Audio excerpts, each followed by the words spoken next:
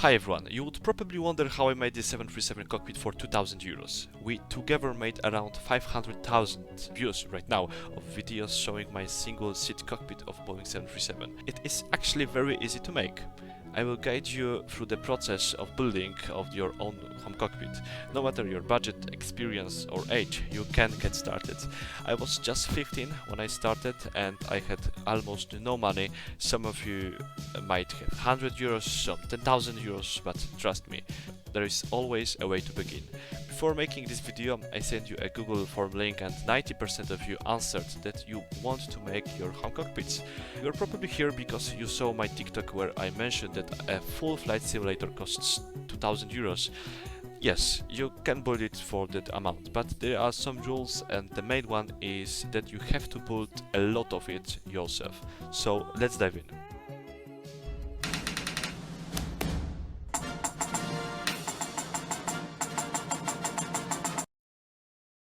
Okay, so first thing, designing your home cockpit. Here's how I started. Here are my initial sketches which I made in 2020. Before you begin, you need to decide, do you want a single seat or dual seat cockpit? I recommend starting with single seat cockpit to test if you actually enjoy building and flying in your home simulator. This process takes time and I will not lie, it's a long process and requires patience. But if you really love aviation, building your home sim is 100% worth it. I used MDF boards, 10mm thick for the main construction and 6mm for the front panel. You can find all my construction files in the shed folder, which I made for you.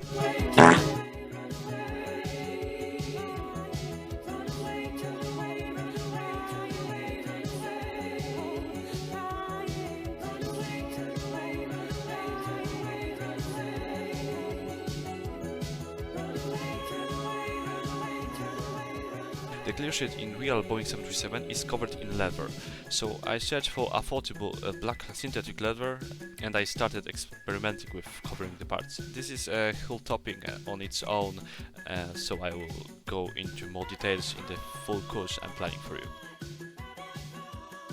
During the process of making your sim, you will have to come up with various things, such as how to make this, how to make that, and etc. It should be your new hobby after school or work. I have received a lot of questions about how I made my displays. The answer is simple. They are just regular monitors. I bought them second-hand for around 10 euros each. In Explain, I use a plugin called to manage the displays. I'm not sure how it works in Microsoft Flight Simulator, but without problems you will handle with it. When it comes to making panels, there are a couple of methods. Generally, the dimensions I took from the 737 DIY sim. Each panel is described very well. Some of them are free, some cost £2 or something like that. The first method of making panels is the easiest one.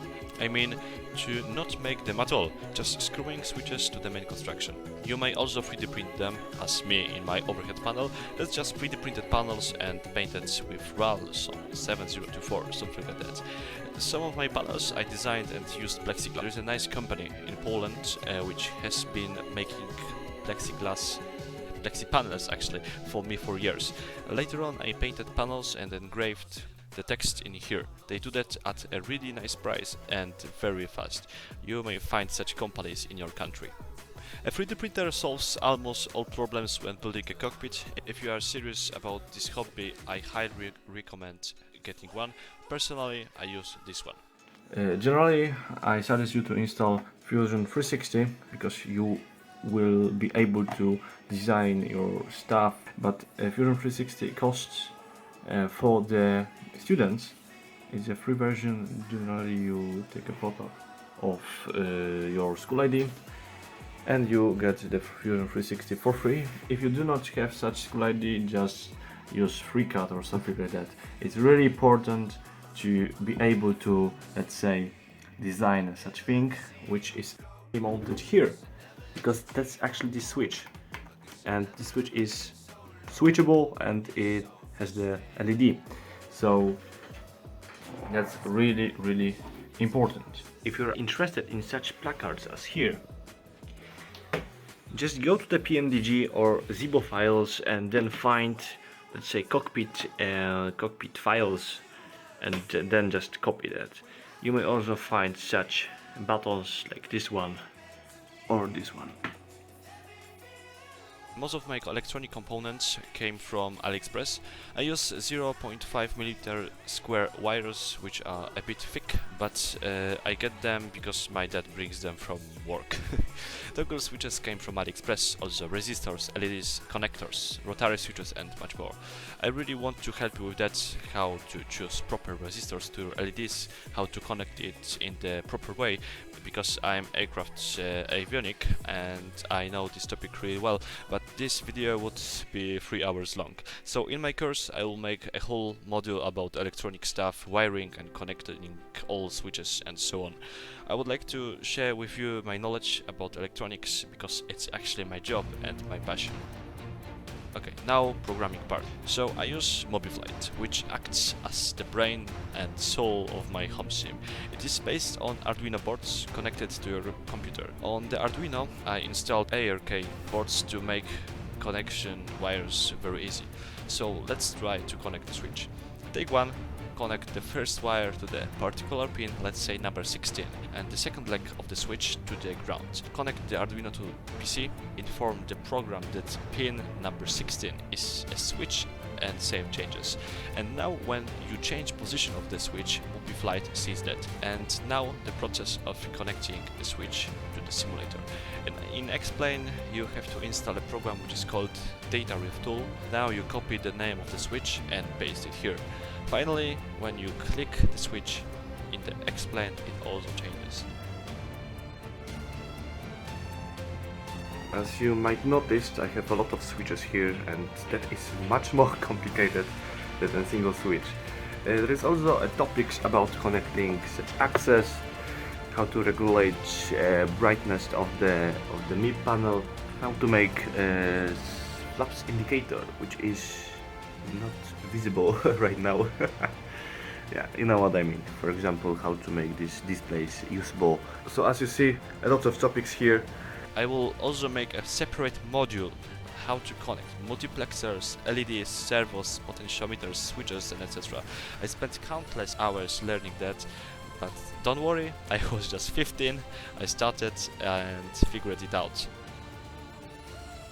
For the yoke I used the Logitech yoke. I actually do not know why I decided to make the whole column. It was the hardest part in my building process of simulator. You can build it your own yoke, but remember, as I said, it will take a lot of time. Generally, the yoke is 3D printed and files are from 7% DIY sim. The column is sewage pipe. Returning to the neutral position is very easy. It is all about furniture dampers and that's it. You may use springs, but in my opinion that are not strong enough. The roll axis is made with spring, because I couldn't find a better solution for good price.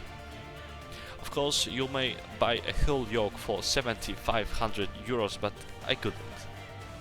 So I decided to make it by my own. It does not work as in real airplanes, so when you take off and turn autopilot on, it doesn't move. I mean, the yoke doesn't move.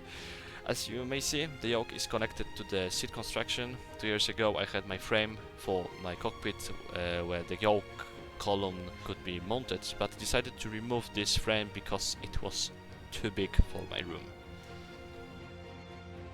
Okay, that is actually my favorite part because it gives me a lot of immersion when flying. Here's my sketch before actually build any part of home cockpit. When I have time, I will make for you a dimension file to just copy and build your own seat if you want. But meanwhile, the seat is also based on MDF boards 10mm thick, screwed together and painted. Foam for furniture was used and just covered by material. Armrests are just small wooden parts and foam covered with synthetic leather. I also added seat belts from a real A320 aircraft from a jump seat. When it comes to the headrest, I do not have any files, just figured it out and made it.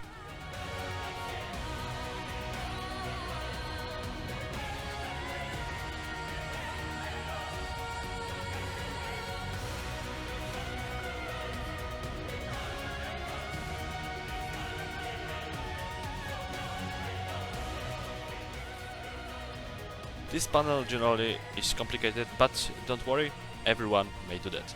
For a month I have been designing it, printed some parts and ordered plexiglass. 7 segment displays I bought from this guy. Of course, you may buy them from AliExpress, but they are 8 digits, but I needed 6 and 3 digits. This guy had such parts, so I bought them from him. Those from AliExpress were actually just too big. Later on, I printed switches and placards, and I have been connecting all these switches to the Arduino. It cost me around 200 euros and 2 months of work after school. I will try to publish files for you soon. The 737 DIY made a whole video about it, about making the 737 MCP. I didn't want to use these files because I wanted to make it realistic. In my opinion, it doesn't look realistic at all. I started building it very quickly, but came back to that at the end of 2024. Whole frame is wooden and constructed with steel profiles. It is actually not a lot to describe. Just 3 years ago I designed files for the 3D printer and printed them. After painting to grey color, I mounted switches and annunciators to the frame. Annunciators would be much more realistic, like this one, but it costs. And if you want to make it cheaper, you have to save some money. So I designed them in Inkscape, printed and laminated it. Actually, that's it. Right now I'm wiring all these panels, and when I will finish, I will record TikToks about it. As for tools, you do not need expensive ones at first, just basic hand tools. But as you get deeper into the project, you should invest in better tools, which will make the process much easier and faster. So actually that's it. All files, dimensions of the seat and etc. and shader files I will be uploading in the nearest months. Do not hesitate to ask me for something on email or Instagram. I will always reply. Remember that. Do not say I envy you, because I was also in your place. I have been dreaming about it for years and finally made it. You can also do that. It just needs patience and some money. Just step by step. It's important to just make your sim in steps. Let's say firstly main construction with displays, Cytec yoke, throttle and place for keyboard and mouse. And at this point you are able to start flying. And if you have free time and some money, you may invest in an Arduino, some LEDs and switches, and make some panels. You may also buy additional keyboard, make some placards, bin switches and have an overhead panel. It is a journey which never ends, so the only right time is now.